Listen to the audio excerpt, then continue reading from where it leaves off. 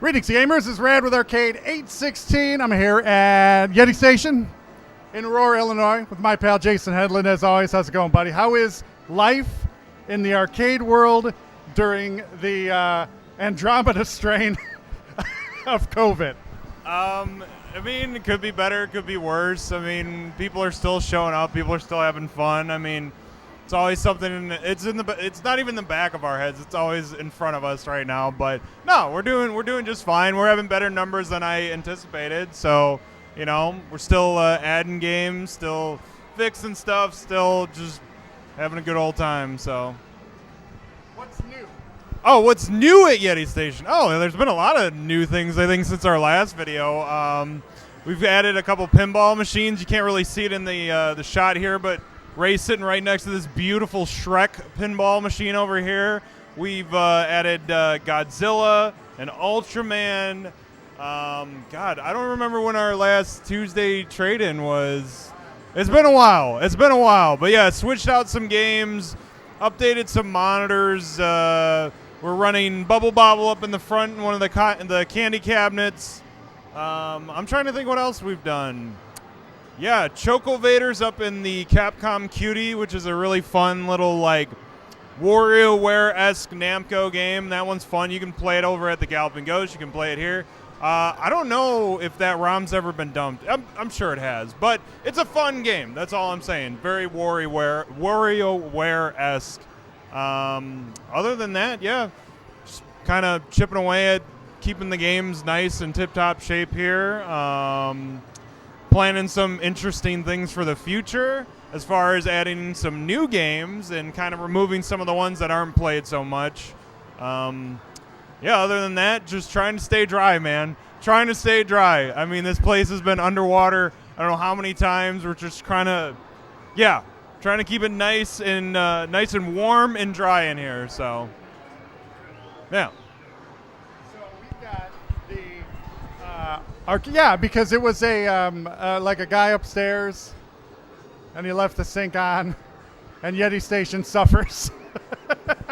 So it's the life of an arcade owner and manager to deal with that kind of thing. It's but a lot of great stuff, man. This is a great arcade. They pack so much variety into smaller space. And it's awesome, man. You got to come check it out. Aurora, Illinois. It's downtown Aurora. You've got Google. You know how to find it. But in any case, we've also got the Arcade 816 console cabinets here at Yeti Station. We always say thank you to Mike and Jason for letting us keep these here. I'm so glad people get to play them. It's awesome. But we're putting in new games today. That's what the Tuesday trade-in's all about.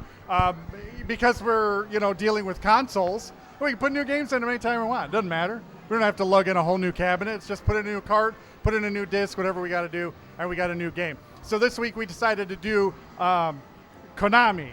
Yeah. We just, what was the first one? We said, was it Sparkster? Yes. Yeah. So Jason came up with Sparkster, so we'll do that first for Sega Genesis. Tell these people what is going on with Sparkster. So, I'm not going to have the history right on this, and you may correct me on it, but, well, like Rocket Knight Adventure, that was on the Super Nintendo, and that never came to the Genesis, but I don't know if Rocket Knight is the same character. Was it on Genesis? I don't think so. It was just Sparkster, yeah.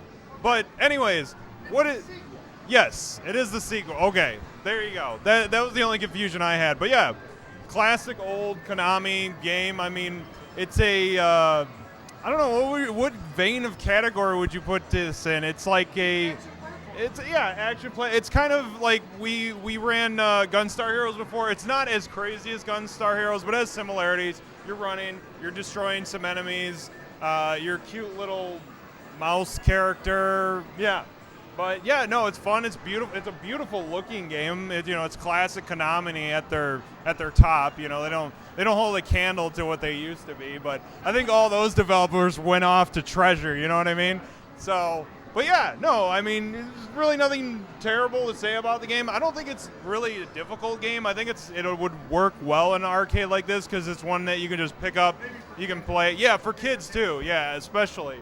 It's a detracting game. Is it good as Ronald McDonald that we had here last time? That's debatable, but It could be some of the same guys. Yeah, yeah. But it's a fun little game. It's going to be in the beautiful Genesis cabinet until we do another Tuesday trade-in. And yeah, and I mean, at least this cabinet over here has been at least maintenance free for now. So other than these other cabinets, and we'll get in those in a second. So yeah, we're doing all kinds of experiments and all kinds of like just bleeding edge hardware that's coming out, and drive emulators and flash carts and all these different things that make it so that we can run these things in an arcade environment for 8-10 hours a day.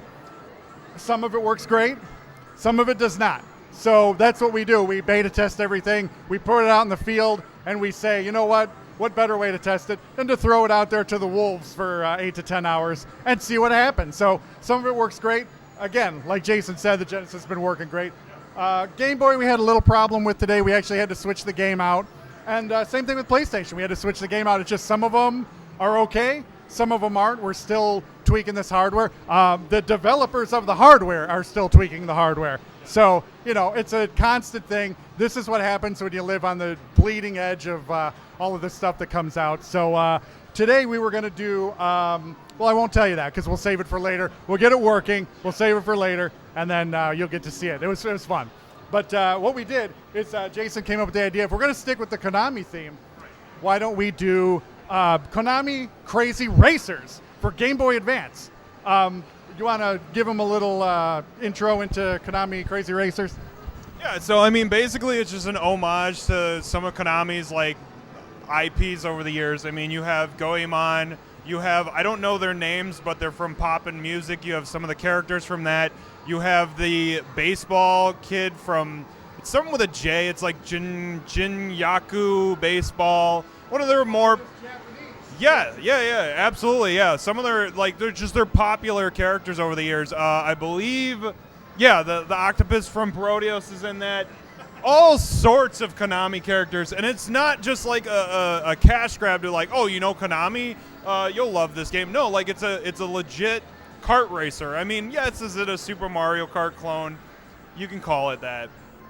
But you know what? It does things better than Super Mario Kart. And again, it's a beautiful looking game. It works well in this environment. Yeah, there's Castlevania courses in this. There's a lot of cool things to Konami in this. So yeah, coming in, check it out. I mean, buy it at home. I mean, it is a cool game, and it's honestly, I don't think it's one of the ones that's ever really gotten too expensive in price either. But yeah, fun little. I mean, we wish we could have run the other game in there because that was really cool. But you know what? Another time, another day, we'll iron out the bugs. They'll iron out the bugs. Whoever's got to iron out the bugs, they're going to be ironed, and then we'll do that. So yeah. And, you know, I mean, if you look at the game, and I don't know if you can see it on camera or not, but you can look up a YouTube video, but Konami Crazy Racers, it looks an awful lot like Super Mario Kart on SNES. It really does. But just on Game Boy Advance. And yeah, a bunch of Konami characters, you can't go wrong. And it actually is legit, you know, like you said, not a cash grab. It's like legit cool game. So yeah, only Eddie Station. No arcade on Earth has that running. Come on. Okay, so PlayStation cabinet, same thing. We had, you know, we're testing out this drive emulator. It's working okay. It's the mode from Terra Onion. The Dreamcast and Saturn versions seem to be going okay, but for some reason PlayStation giving us hassles on certain games. So again, we had a game in mind. I'm not going to tell you because we'll get it figured out. We'll iron it out. They'll iron it out. Whoever's got to iron, will iron, and then we'll run that game. So in its place, to keep with the Konami theme we have going, we're doing Gradius Gaiden. Now, Gradius Gaiden never saw a release in the U.S. for reasons, who knows why, but never came here. I don't know why. Like, I think back to like Gradius 2 for NES, okay? That was a fantastic game, but because of the way Nintendo was doing their cartridges, it had I think it was using VRC 4, if you armchair nerds want to correct me on that, but I think it was a VRC 4 chip, and you couldn't do that in the US because you had to buy the cartridges from Nintendo. So Gradius 2 couldn't come out in the US for that reason, but Gradius Gaiden, it's on a CD. Why couldn't it come out? What's the problem? I don't know what's going on. It is a just fantastic version of Gradius. It just never came out in the U.S. Gradius Gaiden. I think Gaiden is like side story, so it's not part of the numbered Gradius series. I don't know why, because it's awesome. Because Gradius 3 came out, was fantastic. Gradius 4, I was never a huge fan of. I don't know about you.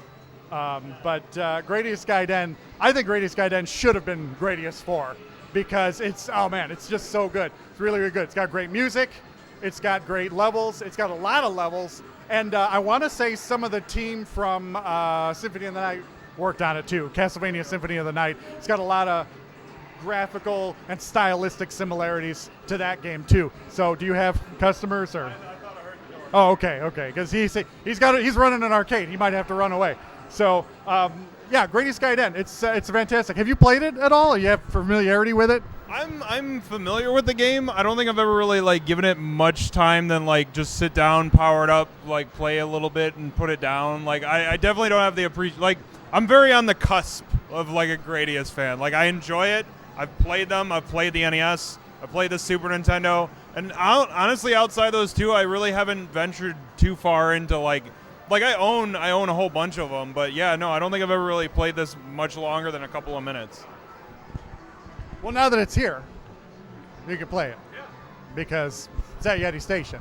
And I guarantee you, nobody else on Earth is running Gradius Gaiden in an arcade except for Arcade 816 and the Yeti Station in Aurora, Illinois. So I don't know. He just told you all the great things that they have here, and we just sat here and told you about 3 fantastic games that we put in here. So I really don't know what you're waiting for. I mean, it's ridiculous at this point. Come to Yeti Station, try these games out. It's awesome. You got anything that you want to add before we sign off here?